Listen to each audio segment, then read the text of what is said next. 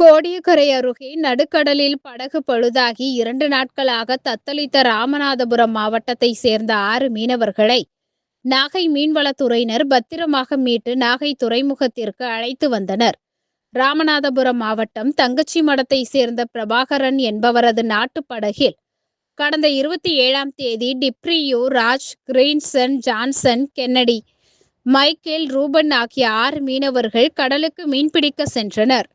29ஆம் தேதி கோடியக்கரை அருகே மீன்பிடித்துக் கொண்டிருந்த போது எதிர்பாராத விதமாக படகின் என்ஜின் பழுதானதால் அவர்கள் 2 நாட்களாக கடலிலேயே தத்தளித்தனர். இது குறித்து அப்பகுதியில் மீன்பிடித்துக் கொண்டிருந்த சுந்தரவள்ளி என்ற விசைப்படகு மூலம் நாகை மீன்வளத்துறைக்கு தகவல் தெரிவிக்கப்பட்டது.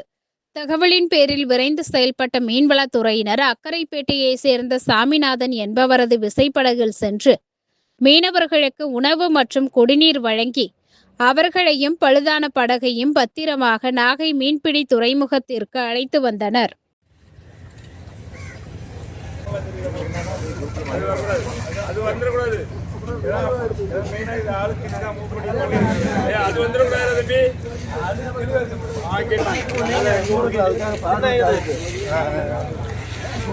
நீங்க